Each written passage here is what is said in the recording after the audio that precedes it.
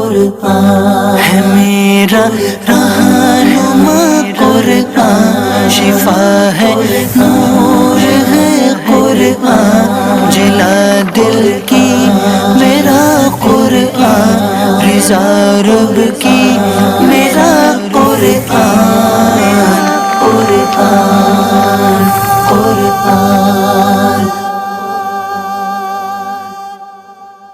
الحمدللہ رب العالمین، والصلاة والسلام علی سید الانبیاء والمرسلین، اما بعد، فاعوذ باللہ من الشیطان الرجیم، بسم اللہ الرحمن الرحیم۔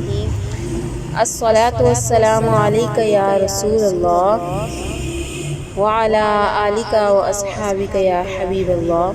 الصلاة والسلام علیک یا نبی اللہ، وعلی آلک واصحابک یا نور اللہ۔ معزز ناظرین، وقت ہوا ہے قرآن کے ایک خوبصورت واقعے کے سننے کا۔ جی ہاں، سلسلے کا نام ہے ایک قصہ ہے قرآن سے۔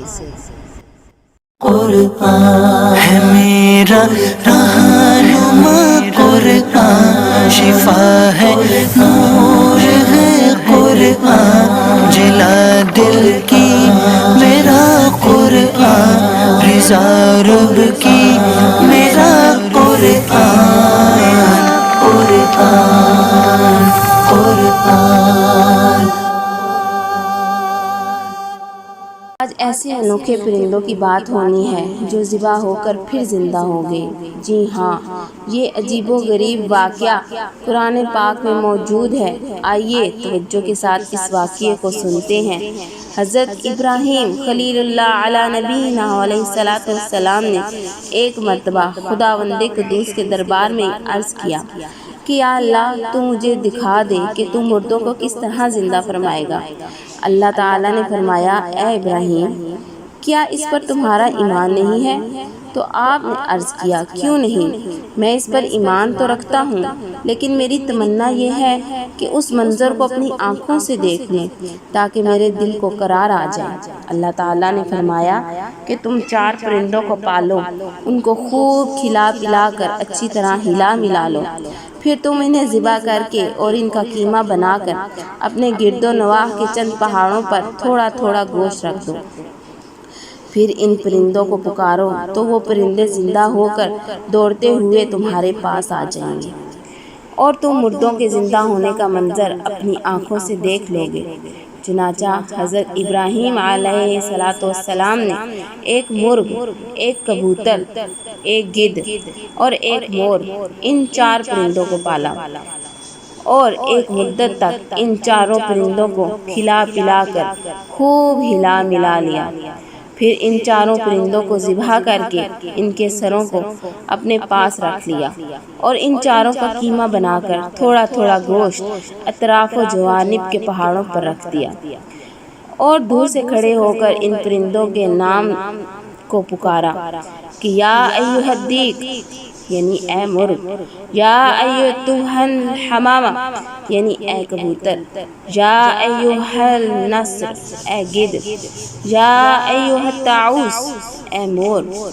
آپ کی پکار پر ایک دم پہاڑوں سے گوشت کا قیمہ اڑنا شروع ہو گیا اور ہر پرندے کا گوشت پوست ہڈی پر الگ ہو کر 4 پرندے تیار ہو گئے، اور وہ 4 پرندے جو تھے بلا سروں کے، جی ہاں، سر تو حضرت ابراہیم علیہ السلام کے پاس تھے، تو وہ 4 پرندے بنا سروں کے دوڑتے ہوئے حضرت ابراہیم علیہ السلام کے پاس آ گئے اور اپنے سروں سے جڑ کر پھر دانہ چگنے لگے اور اپنی اپنی بولیاں بولنے لگے، اور حضرت ابراہیم علیہ السلام نے اپنی آنکھوں سے مردوں کے زندہ ہونے کا منظر دیکھ لیا اور ان کے دل کا اطمینان اور قرار مل گیا۔ اس واقعے کا ذکر خداوند کریم نے قرآن مجید کی سورہ بقرہ میں ان لفظوں کے ساتھ بیان فرمایا ہے۔ چنانچہ پارہ 3 سورہ بقرہ آیت نمبر 260 میں بیان ہوتا ہے۔ آئیے تلاوت قرآن مجید اور ترجمہ قرآن مجید سنتے ہیں۔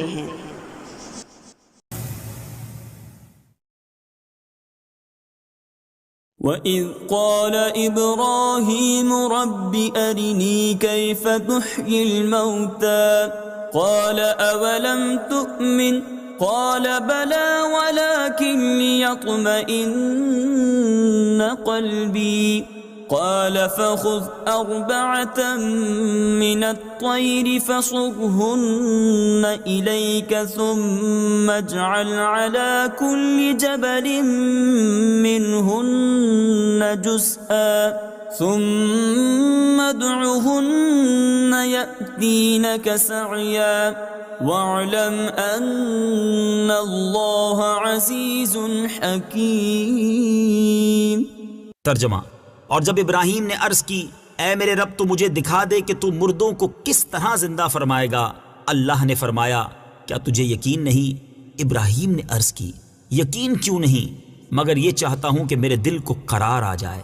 اللہ نے فرمایا تو پرندوں میں سے کوئی 4 پرندے پکڑ لو، پھر انہیں اپنے ساتھ مانوس کر لو، پھر ان سب کا ایک ایک ٹکڑا ہر پہاڑ پر رکھ دو، پھر انہیں پکارو تو وہ تمہارے پاس دوڑتے ہوئے چلے آئیں گے، اور جان رکھو کہ اللہ غالب حکمت والا ہے۔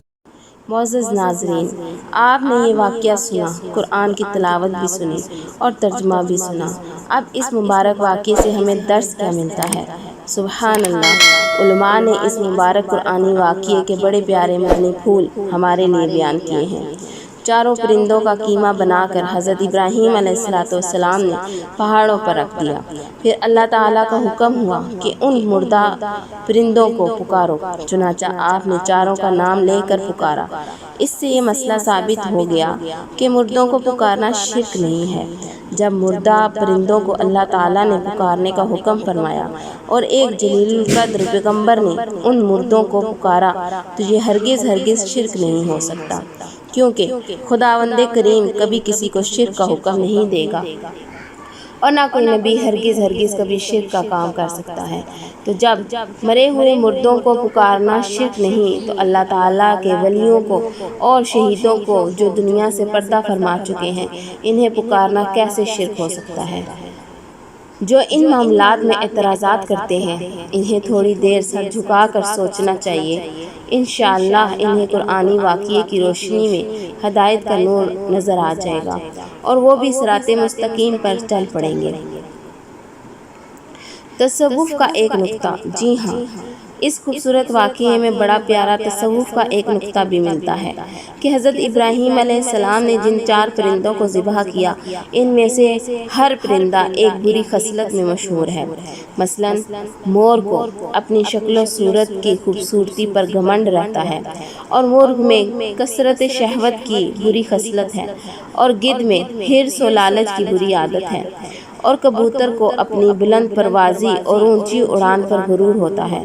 تو ان 4 پرندوں کے ذبح کرنے سے ان 4 خصلتوں کو ذبح کرنے کی طرف اشارہ ہے کہ 4 پرند ذبح کیے گئے تو حضرت ابراہیم علیہ السلام کو مردوں کے زندہ ہونے کا منظر نظر آیا، اور ان کے دل میں نور ایمان کی تجلی ہوئی، جس کی بدولت انہیں نفس مطمئنہ کی دولت مل گئی۔